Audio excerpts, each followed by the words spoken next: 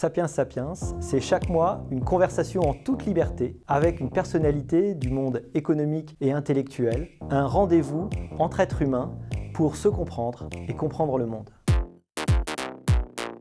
Bonjour à tous, merci de nous rejoindre pour ce nouveau numéro de Sapiens Sapiens, un numéro qui va être consacré à l'agriculture française entre innovation et précaution. L'agriculture française est au carrefour de beaucoup de problèmes, l'aménagement territorial, l'innovation technologique, les préoccupations environnementales évidemment et la question de la souveraineté alimentaire. Alors pour en parler aujourd'hui, j'ai le plaisir de recevoir Emmanuelle Ducrot. Bonjour Olivier. Emmanuelle Ducrot, vous êtes journaliste, diplômée de l'IEP de Grenoble, diplômée de l'École supérieure de journalisme de Lille. Avant de rejoindre l'Opinion dès sa création en 2012, vous avez travaillé RFI, Radio Classique, Investir, iTélé notamment. Et donc vous connaissez bien les médias. Donc l'Opinion, le journal qu'on connaît bien depuis 2012, depuis sa création, en charge des questions de transport, d'alimentation et d'agriculture. Et j'ose dire que vous êtes l'une des meilleures journalistes françaises et probablement aussi des plus visibles sur les questions agricoles, notamment aussi sur les réseaux sociaux. Vous passez du temps à débattre, à essayer de...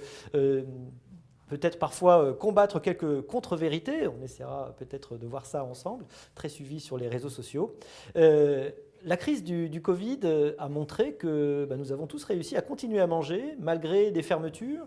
Est-ce que ça a été une preuve de la résilience de notre système agricole et d'alimentation? Quel est le type d'apprentissage qu'on peut en sortir aujourd'hui ?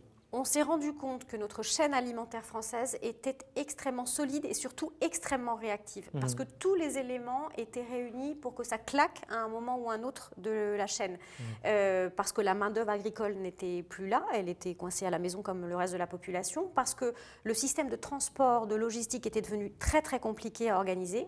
Parce que les industries agroalimentaires faisaient face à une baisse de leurs effectifs de 15 à 20% à cause du Covid. Et parce qu'au bout de la chaîne, dans la distribution, c'était aussi extrêmement compliqué et pour les mêmes raisons.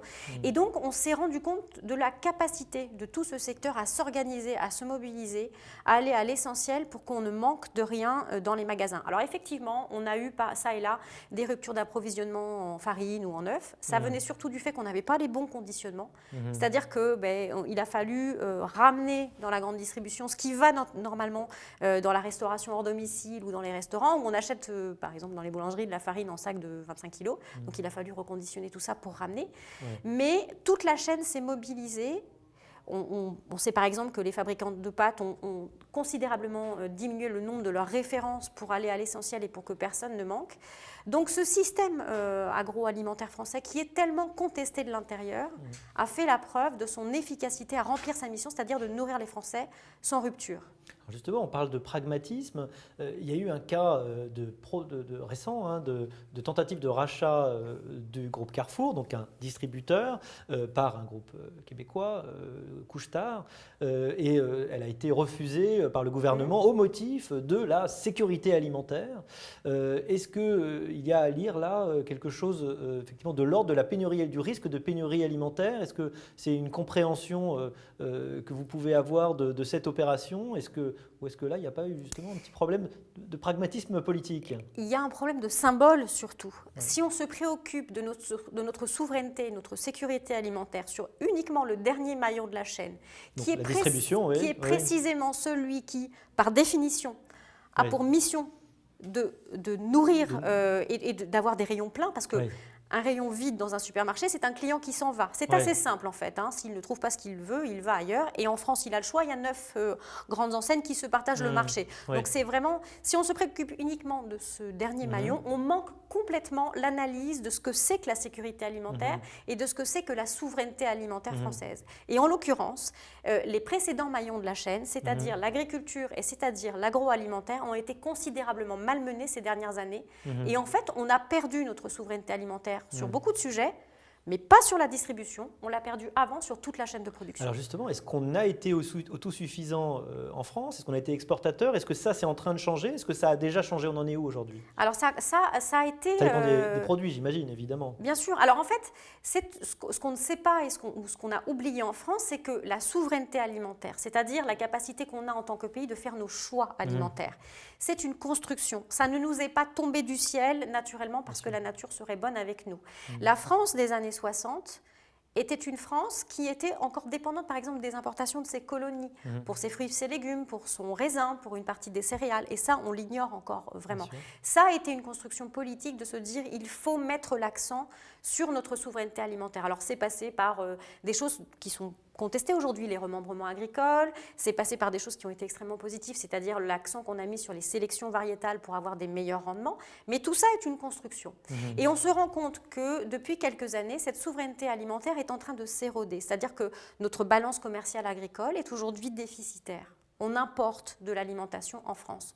C'est très visible, par exemple, sur les fruits et légumes. La taille du verger français a considérablement rétréci ces dernières années. On importe... Donc on a fermé des exploitations, donc on a baissé le nombre d'agriculteurs et aussi le nombre d'exploitations, c'est ça la cause? Alors, il faut comprendre que la France de l'après-guerre était une France où 30% de la population était... Quasiment une personne sur trois. Travaillait dans le monde agricole ou para-agricole. Voilà. Aujourd'hui, en comptant large, on est plutôt à 3%. 3%, oui. Voilà. Donc ça veut dire que la charge du travail repose sur de moins en moins d'épaules. Et ces épaules-là, on leur a mis de nouveaux fardeaux. C'est-à-dire qu'on a... par exemple, fait en sorte que les conditions de travail soient plus compliquées parce qu'on refuse l'usage des pesticides. Alors, c'est sans doute une très bonne question à se poser, les usages de pesticides, mais il faut le faire avec discernement. Les normes, en général, ont considérablement compliqué la tâche agricole. Le coût du travail est aussi un élément très pénalisant pour l'agriculture française. Si on le compare à ce qui se passe dans certains autres pays européens, on a parfois un différentiel de 45%. Ah oui. Et ça veut dire que l'agriculture française, sur beaucoup de sujets, ne peut pas lutter, notamment dans l'exploitation des fruits et des légumes. On a l'impression que l'agriculture, c'est un peu comme l'éducation, c'est un secteur qui nous touche de près, on a tous une relation affective, on a l'impression de très bien le connaître, et paradoxalement, c'est peut-être l'un des moins bien connus, l'un de ceux qui fait l'objet de la plus grande incompréhension. Alors, il y a cette grande méfiance qui s'est développée, est-ce qu'elle est récente? Je ne sais pas, mais aujourd'hui, on a vraiment l'impression qu'elle est là, que, quelque part, un agriculteur serait, on l'a vu malheureusement, une sorte d'empoisonneur à travers les OGM, les néonicotinoïdes, le glyphosate. C'est évidemment aujourd'hui ce qui vient à l'esprit quand on parle d'agriculture. Alors, comment on peut mettre un peu de raison là-dedans et en savoir un peu plus? Il y a énormément de fantasmes autour de l'agriculture et ça repose sur une profonde méconnaissance des Français de la manière dont ils sont nourris. Ça s'explique d'une manière démographique. La part des agriculteurs, comme on l'a vu, s'est considérablement réduite dans la société. Ça veut dire que leur capacité à parler de leur travail à leurs proches s'est considérablement réduite aussi. C'est-à-dire que les gens de ma génération, de la vôtre peut-être, allaient chez leurs grands-parents à la ferme. Ça, c'est terminé. Les jeunes générations n'y vont plus. Ça veut dire que la représentation politique des agriculteurs s'est aussi érodée, notamment dans les conseils municipaux. Ils ont été en gros remplacés par des professeurs à la retraite. C'est assez vrai sociologiquement. Et donc, ça veut dire que le savoir général, la culture générale agricole a disparu en France. Et on a oublié, par exemple, la raison pour laquelle on utilise des pesticides.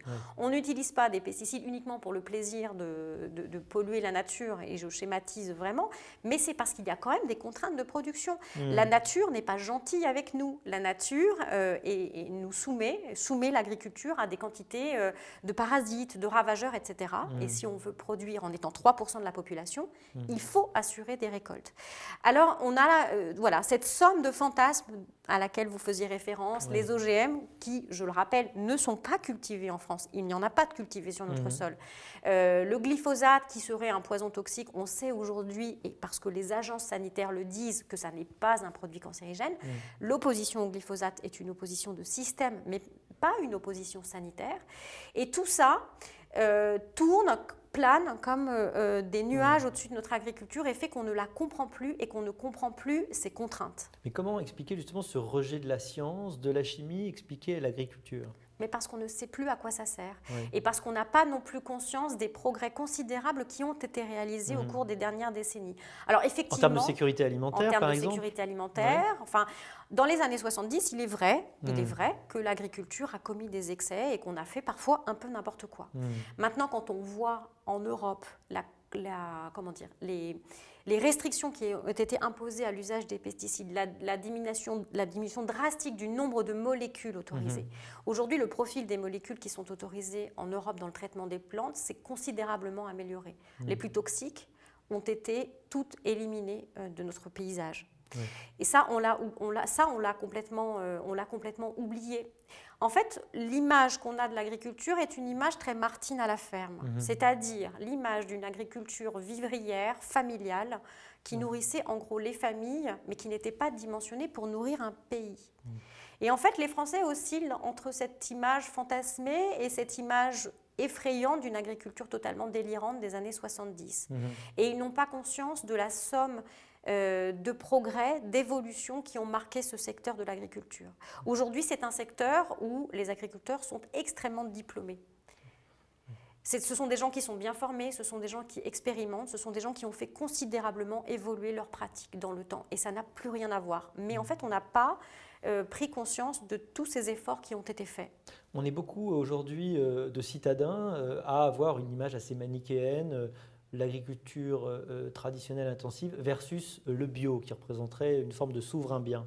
Est-ce qu'il faut nuancer ce manichéisme, cette opposition, du point de vue par exemple du rapport aux pesticides, du point de vue de la dangerosité prouvée de la science? Qu'est-ce qu'on peut dire aujourd'hui là-dessus? Alors évidemment qu'il faut nuancer. La première chose à dire, c'est de dire que se nourrir en France est probablement, la nourriture en France est probablement une des plus saines du monde. L'Europe a le cadre agricole le plus restrictif du monde et la France surtranspose toutes les normes européennes. Partant de là, si on ne peut plus faire d'agriculture en France parce qu'elle polluerait, on ne peut plus en faire nulle part ailleurs dans le monde. Donc ça, c'est le présupposé. Ensuite, l'accent qui a été mis sur le bio est un accent qui est considérablement marketing. C'est-à-dire qu'on a expliqué aux gens que c'était meilleur pour leur santé, ce qui ne repose sur absolument rien scientifiquement. Et on leur explique aussi que c'est meilleur pour l'environnement parce que le bio n'utilise pas de pesticides. Ce qui est un mensonge éhonté. Le bio traite les cultures exactement comme l'agriculture conventionnelle, avec des produits qui sont dits naturels, mais qui n'en restent pas moins des produits qui ne sont pas anodins. Faire croire aujourd'hui qu'on peut faire pousser des choses sans rien, je veux dire, à part sous serre, ça n'existe pas vraiment. Ou alors, on se détache de l'idée qu'il faut qu'on mange. Et on s'en remet à la nature pour qu'elle donne, selon les années, ce qu'elle veut bien donner. Et ensuite, je pense qu'il faut aussi remettre en perspective l'usage du bio, parce que comme ça suppose une baisse très importante des rendements, de parfois 50% pour les céréales, par exemple, ça signifie qu'il faut considérablement, si on le généralise, augmenter les surfaces cultivées. Et là, on en arrive à des conflits d'usage dans l'espace. Qu'est-ce qu'on fait de notre espace? Est-ce qu'on doit réduire la forêt pour faire du bio? Est-ce qu'on doit réduire la place de la ville pour faire du bio? Donc la forêt en France augmente, je le rappelle. La forêt, en tout cas, n'est pas menacée par l'agriculture en France. Il y a plutôt une reforestation de la France par rapport à avant. Il faut à chaque fois se poser la question de la chaîne alimentaire dans son ensemble et simplement dire, on va faire du bio en France, qu'est-ce que ça produira comme effet? Est-ce que ça suffira à nourrir la France? Et quelles conséquences ça aura sur les marchés à l'export de la France? On n'exporte pas de la nourriture uniquement pour le plaisir de faire augmenter une balance commerciale, mais aussi parce que ça assure des stabilités politiques, notamment dans tout le bassin méditerranéen. Donc il faut toujours se poser la question des effets dominos d'un choix politique et économique ici en France. Oui, de ne pas raisonner au premier degré. On parle de prix, il y a une épidémie dont on parle moins à côté de celle du coronavirus, c'est l'épidémie d'obésité qu'il y a partout dans le monde, avec un problème lié à la possibilité de bien se nourrir. Est-ce qu'aujourd'hui, ça coûte plus cher de bien se nourrir en France? Est-ce que l'épidémie d'obésité est liée justement à une alimentation qui serait moins saine parce qu'elle est trop chère? Est-ce que c'est ça la clé, le facteur à comprendre là-dedans? Non, et il est assez frappant de voir comme la planète est partagée entre deux épidémies alimentaires. Ceux qui ne mangent pas assez, Oui. et il y a encore 800 millions de personnes qui sont touchées par la famine sur la planète, et ceux qui meurent de mal manger, en tout cas, de trop ou de mal manger. La France est relativement préservée, je dis relativement parce que ça n'est pas totalement exact. Ouais. Mais est-ce que c'est juste une équation économique ? Ça n'est une analyse qu'apparente. C'est-à-dire qu'on se rend compte quand même que consommer des produits frais et produits en France ne coûte pas forcément plus cher à condition qu'on les cuisine. Et ça veut dire qu'il faut repenser la manière dont on enseigne le rapport à l'alimentation en France. Et ça veut probablement dire qu'il faudrait que l'éducation nationale se pose la question de revenir à des leçons de choses. C'est très basique. La saisonnalité, la façon dont on accommode les produits très simples du quotidien.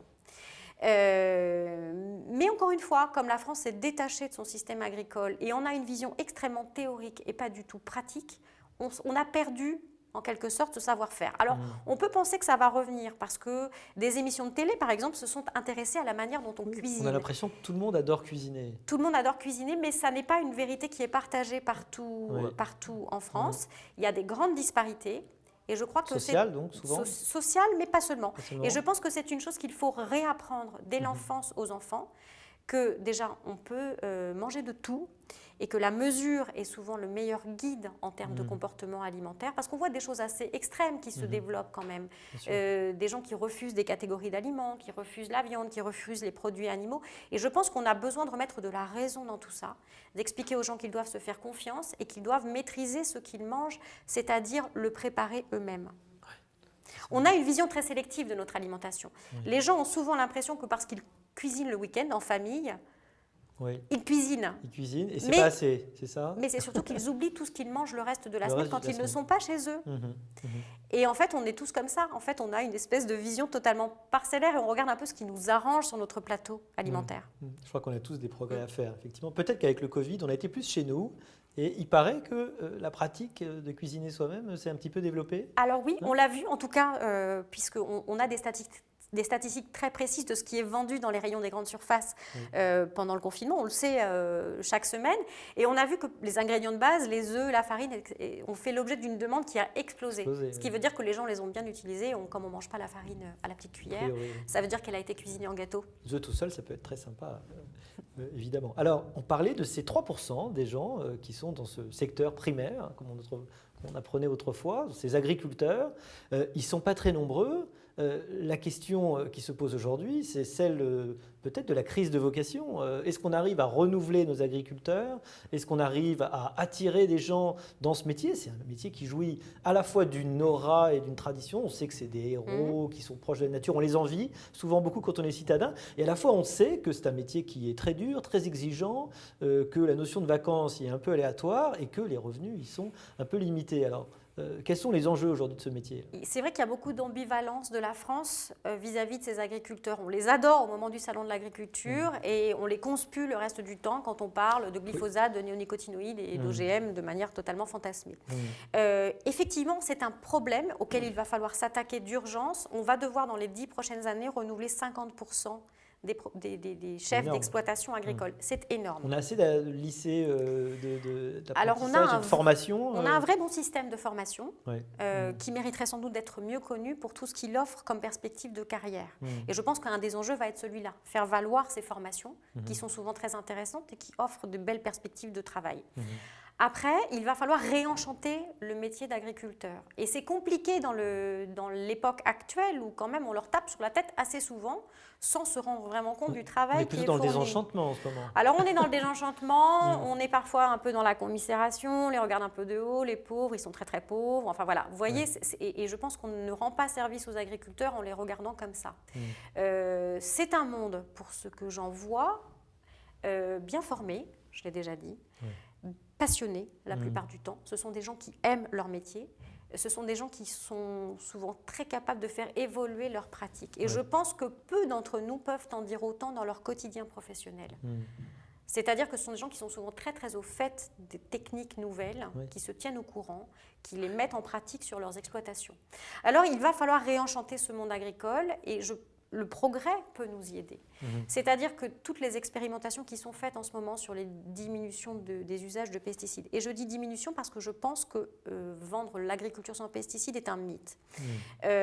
Toute la mécanisation de l'agriculture, le fait qu'on puisse désormais la connecter au monde, qu'on ait par exemple des stations météo connectées qui permettent de faire une agriculture extrêmement précise, de traiter les cultures uniquement quand elles en ont besoin et jamais en prévention, ou en tout cas de moins en moins en prévention. Tout ça, ça participe à rendre l'agriculture beaucoup plus intéressante et beaucoup plus sexy, si j'ose dire. Après, il y a tout aussi des gens nouveaux qui vont s'intéresser à l'agriculture, c'est-à-dire des gens qui sont en reconversion professionnelle. Beaucoup d'installations désormais se font parce que des gens ont décidé qu'ils voulaient changer de vie et ils se lancent notamment en bio, mais pas seulement, ou en élevage. Voilà. Donc, il va falloir un peu fédérer tout ça. Ça veut dire qu'il faut aussi aider économiquement à l'installation, à la transmission des terres. Enfin, on a beaucoup de sujets à voir, mais c'est un sujet crucial parce que maîtriser l'alimentation et la façon dont on la produit chez soi, c'est maîtriser son destin. Et ça, je crois que la France l'a oublié et doit s'en souvenir. Vous avez effectivement évoqué les agritech, toutes ces technologies autour de l'agriculture. On ne soupçonne pas combien c'est devenu un métier de plus en plus technologique, que la 5G, que des robots, que tout ça permet la progression de l'utilisation de ces technologies. Donc c'est vraiment un métier aujourd'hui d'hyper compétence de ce point de vue-là. Est-ce qu'il y a vraiment des améliorations, des avancées techniques qui peuvent faire rêver? Vous avez parlé de la diminution des intrants, ça c'est important. Est-ce qu'on peut imaginer qu'il y a d'autres choses qui vont être possibles avec ces progrès technologiques? Ça va être aussi très intéressant dans la gestion de l'eau, par exemple. On sait désormais qu'on peut cartographier les parcelles agricoles avec des stations connectées. Et on ne sait pas d'ailleurs que Airbus a une activité qui est dédiée à l'agriculture. C'est peu connu. On saura désormais où apporter l'eau sur le morceau de la parcelle qui en a besoin parce que les plantes, à un moment, à un endroit très précis, en manquent. La gestion de l'eau est un sujet extrêmement polémique, est un sujet crucial. Et la numérisation de l'agriculture va permettre de mieux utiliser l'eau, par exemple. En fait, la somme de tous les progrès qui seront permis par la numérisation de l'agriculture, on n'en a même pas vraiment encore conscience. Mais dans la surveillance des parcelles, par exemple, des épidémies, des cultures, c'est aussi quelque chose d'absolument crucial. Face à une forme de méfiance qui se développe vis-à-vis de l'agriculture, dont on a un peu parlé, s'est imposé le principe de précaution qui a été formulé en 1992 lors des déclarations de Rio. En cas de risque de dommages graves ou irréversibles, l'absence de certitude scientifique absolue ne doit pas servir de prétexte pour remettre à plus tard l'adoption de mesures effectives visant à prévenir la dégradation de l'environnement. Il a été érigé en principe constitutionnel par la France en 2005. C'est un joker, ce principe de précaution, qui est souvent brandi par pour dire des formes d'omnisceptiques pour bloquer les formes d'innovation. Comment aujourd'hui l'agriculture peut se positionner face à ce principe de précaution à une époque où des citadins très inquiets du progrès de façon générale, un peu dubitatifs face à la science, concentrent sur l'agriculture, sur leur alimentation? On a vu beaucoup de fantasmes, beaucoup d'inquiétudes. C'est normal que ça se concentre sur l'agriculture parce que c'est quand même un secteur de la vie où on a la maîtrise de ce qu'on met dans son assiette. Et donc, on soit très exigeant vis-à-vis de ça parce qu'on a une maîtrise, ça se conçoit.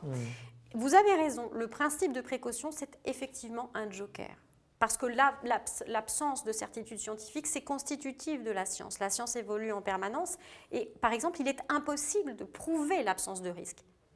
Épistémologiquement, c'est une forme de renversement de la preuve, en fait. C'est exactement ça. Et ça consiste à dire, vous pouvez m'apporter toutes les preuves scientifiques du monde, dans la mesure où moi j'ai un doute et peur, je peux dégainer le principe de précaution. Ça ne traduit rien d'autre que la peur, le principe de précaution. Et on voit à quel point ça nous joue des tours en ce moment. Là, dans la gestion de l'épidémie, toute la mise en œuvre de la politique vaccinale a été freinée par le principe de précaution et le fait qu'on l'ait intégré dans notre manière de penser. C'est-à-dire qu'on a donné des gages aux gens qui disaient « Ah mais non, mais attendez, on n'est pas sûr pour le vaccin, donc on va attendre, etc. » Alors qu'on a quand même maintenant un peu la certitude que c'est la seule façon qu'on a de sortir collectivement de l'épidémie. Et ça nous joue des tours parce que ça nous empêche d'évoluer, parce qu'on a peur. En fait, c'est juste une mise en valeur de la peur. Alors, qu'est-ce que l'agriculture peut faire dans tout ça? Comment Elle a on peut perdu le articuler lien. précaution, Voilà. innovation. Elle a perdu le lien avec la société pour toutes les raisons qu'on a évoquées. Parce que l'agriculture, on lui a demandé de produire, on lui a demandé de nourrir la France, elle l'a bien fait. Et elle n'a pas vu venir le retour de bâton de la méfiance. Donc, il faut que les agriculteurs réinvestissent le champ médiatique. C'est très compliqué parce qu'ils sont attendus avec des fourches. Oui. Voilà, si je peux dire. Contraire de l'habitude. Voilà. Oui. On voit se déployer sur les réseaux sociaux beaucoup d'agriculteurs, jeunes et moins jeunes, qui commencent à expliquer la manière dont ils travaillent de façon très technique. C'est extrêmement intéressant. Ils font des vidéos, ils font de la pédagogie, ils s'organisent pour répondre aux questions. Donc ça, c'est une première manière de désamorcer la peur. Parce que quand on comprend comment les choses fonctionnent et la raison pour laquelle on les fait, souvent ça désamorce la peur. Je dois dire qu'il y a autre chose qui est assez réjouissant, c'est le développement des circuits courts. C'est une chose extrêmement intéressante parce que d'une part, ça permet de consommer local, cette agriculture vertueuse qu'on a en France, et je dis vertueuse dans son ensemble, qu'elle soit bio ou pas bio. Une forme de préférence nationale quasiment. C'est une forme de préférence nationale. Je ne l'aurais pas dit comme ça, mais très bien. Mais ça permet surtout une chose extrêmement importante, c'est que vous allez rencontrer la personne qui produit votre alimentation. Vous pouvez lui poser des questions et forcément, comme il a un visage, il est beaucoup moins effrayant. Bien sûr. Et ça démythifie l'agriculteur. Vous avez vu où les choses poussent et voilà. Et donc ça permet de ne pas se laisser polluer l'esprit par des images d'épandage aérien de pesticides qui n'existent pas en France mais qui hantent notre imaginaire collectif. Évidemment, évidemment. J'ai l'impression que c'est quand même la question de notre rapport plus général à la parole scientifique et de notre rapport nous, mais des rapports aussi des décideurs politiques qui eux-mêmes à un moment ont l'air d'avoir une forme d'ambivalence, peut-être parce qu'ils sont pris entre une opinion qui est un peu versatile et puis leur propre compréhension du sujet. Est-ce que, donc vous avez dit que l'agriculteur doit aller dans les médias un peu plus, ou même les réseaux sociaux, ou aller au-devant des consommateurs, donc ça c'est une première chose. Quel est le rôle du politique? Qu'est-ce qu'on peut attendre aujourd'hui du politique face à l'agriculteur? Nous avons besoin d'un retour du courage en politique face à l'agriculture. Et nous devons nous donner les moyens de nos ambitions. C'est-à-dire, on ne peut pas dire « nous voulons de la souveraineté alimentaire » et ne pas se donner les moyens de cette souveraineté alimentaire. Il faut se poser la question de la manière dont on atteint cet objectif. Et par exemple, tout le débat sur les néonicotinoïdes est extrêmement intéressant de ce point de vue-là, parce qu'on a pris une décision sans se préoccuper de savoir quelles seraient ses conséquences sur la souveraineté alimentaire. De facto, la décision hâtive, unilatérale de la France d'interdire les néonicotinoïdes sans se préoccuper... C'est le cas de la betterave, hein, c'est ça? Sur la betterave, par exemple, mais c'est aussi le cas sur l'orge, en enrobage de semences. Et sans écouter aussi l'expérimentation de terrain et la réalité des atteintes aux abeilles. Les néonicotinoïdes sont un problème dans certains cas, mais pas forcément toujours et pas dans la mesure où on peut le dire. Et si on veut en sortir, pourquoi pas, mais cette sortie doit s'accompagner. On a vu que le faire de façon autoritaire et sèche était un désastre économique et revenait à saboter notre filière sucrière. Sauf à considérer qu'on ne va plus manger de sucre demain, ce qui me semble quand même extrêmement aléatoire, sauf à considérer qu'on n'a plus besoin d'éthanol et sauf à considérer qu'on n'a plus besoin de gel hydroalcoolique dont je rappelle qu'il est issu de la production de la betterave, on est quand même devant quelque chose de très compliqué comme équation. Et on se rend compte que la décision autoritaire sur l'agriculture est un vrai problème. Oui. J'ai l'impression qu'il y a une contradiction. La France se veut hyper vertueuse, et en étant hyper vertueuse, non seulement elle tue sa propre économie, mais elle va finir par faire rentrer des produits qui, par le vide, vont être attirés, par importer des produits qui, je crois que c'était le cas de la cerise notamment, qui ne correspondent pas à nos critères, à nos standards. Il y a quand même un paradoxe. C'est finalement ce qui risque de se passer avec le sucre. Alors là, on a une sorte de période un peu moratoire où la filière va tenter de s'organiser pour trouver des alternatives, mais si on n'a plus le sucre qui est produit en France, on peut penser qu'il sera importé de Pologne et les capacités de production de la Pologne étant limitées, plus probablement du Brésil. Est-ce qu'en termes environnementaux, il est pertinent de faire traverser du sucre de canne, de lui faire traverser l'Atlantique, du sucre de canne produit dans des conditions qui ne répondent pas à nos standards ici en Europe? On peut vraiment se poser la question. Et cette question du courage politique face à l'agriculture, je pense qu'il va vraiment falloir se la poser d'urgence concernant les nouvelles technologies de sélection variétale. ce que les opposants aux OGM appellent les nouveaux OGM, et ce qui est en fait le résultat de nouvelles techniques de sélection. Et c'est ce qui a valu à Emmanuelle Charpentier, une chercheuse française, un prix Nobel récemment. Ça consiste à réarranger le génome des plantes, ce qu'elles font naturellement d'elles-mêmes. Le génome des plantes mute tout le temps. On peut faire désormais en laboratoire une sélection des mutations aléatoires, disons, pour obtenir des caractéristiques intéressantes pour les plantes. Ce que, si je ne me trompe pas, l'être humain a fait depuis des milliers d'années pour produire les fruits, les légumes et les animaux. Alors il l'a fait en hybridant, en sélectionnant et en repérant, disons, des plantes qui avaient muté, qui paraissaient intéressantes. Je vous signale juste, Olivier, que vous et moi sommes en train de muter en permanence. Il paraît. Là, voilà. Donc ça ne se voit pas, on a l'air à peu près normaux, mais on mute. Les plantes font la même chose.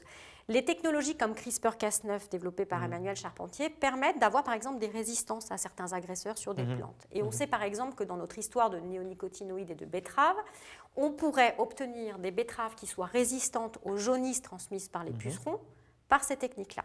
Ces techniques-là sont actuellement considérées comme des OGM en Europe, alors qu'elles n'impliquent pas le fait qu'on mette un nouveau élément de génome dans une plante. La législation européenne doit évoluer. Les politiques vont devoir se saisir de ce sujet et se positionner. Ça implique de leur part de renoncer à colporter les mensonges que l'on entend sur les OGM depuis maintenant 20 ans. Les OGM sont stériles, les OGM provoquent des cancers et ce genre de choses. Et, les OGM, on oblige les agriculteurs à les acheter, etc.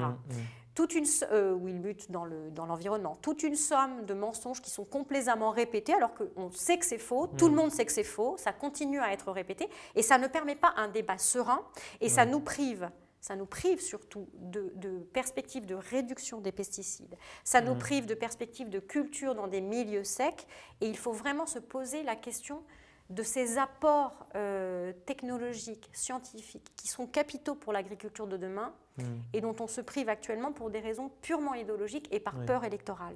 On comprend en vous écoutant qu'en fait, il y a une convergence entre les enjeux écologiques, vous parliez de l'eau, la diminution des intrants, la résistance, et puis les enjeux humains qui sont arrivés à nourrir la planète tout en le faisant, en minimisant les problèmes liés au climat. Donc on a vraiment l'impression que c'est terrible, ce problème est complètement pris à l'envers dans les débats publics et on voit très bien qu'on va sur les réseaux sociaux, sur les plateaux de télévision, en permanence, il faut lutter contre une forme d'hydre de l'air, de contre-vérité tellement difficile à contrecarrer. Il y a quelque chose d'assez décourageant.